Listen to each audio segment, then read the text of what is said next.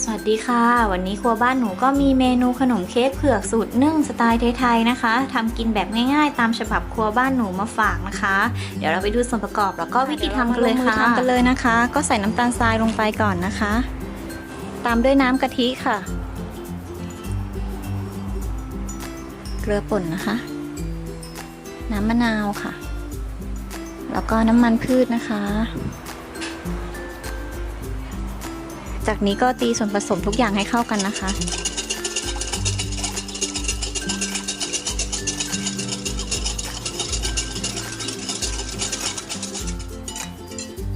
แล้วนะคะเราก็จะร่อนแป้งสาลีอเนกประสงค์ลงไปนะคะหรือเพื่อนๆจะใช้เป็นแป้งเค้กก็ได้นะคะตามด้วยผงฟูค่ะ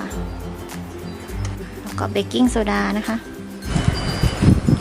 ก็ร่อนลงไปนะคะ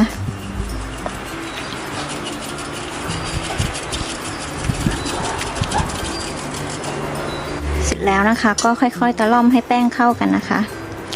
เราก็จะกวนจนกว่าจะไม่เหลือเม็ดแป้งเลยนะคะแต่ระยะเวลาการกวนเราจะกวนไม่นานนะคะไม่งั้นตัวแป้งของเราจะเหนียวนะคะ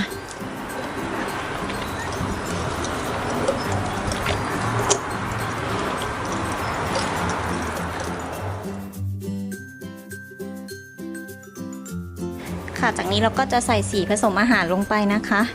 เพื่อนๆจะใส่หรือไม่ใส่ก็ได้นะคะตามด้วยเผือกบดค่ะเป็นเผือกนึ่งนะคะแล้วเราก็เอามาบดนะคะคนให้เข้ากันนะคะ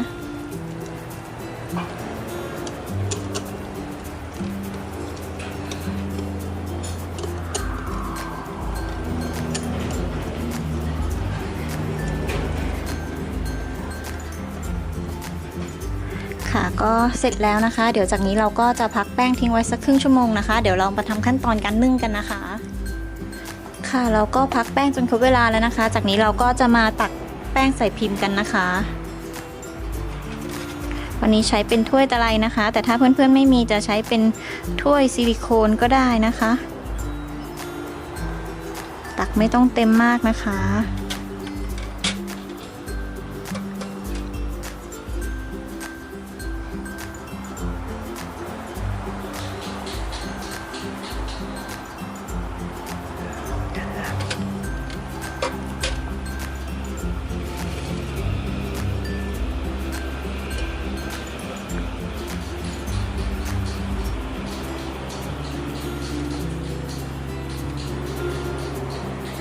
ค่ะเดี๋ยวเราก็จะตักให้เสร็จนะคะเดี๋ยวไปเตรียมตัวนึ่งกันนะคะ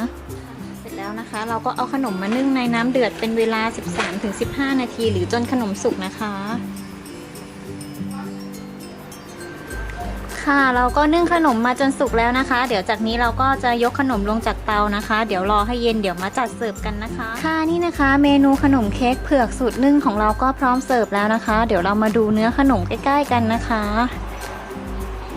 นี่นะคะตัวแป้งขนมของเราก็นิ่มมากๆเลยนะคะแล้วก็มีกลิ่นหอมของเผือกนะคะรสชาติหวานกำลังดีนะคะถ้าหากเพื่อนๆชอบนะคะก็ฝากไปลองทำทานกันดูนะคะ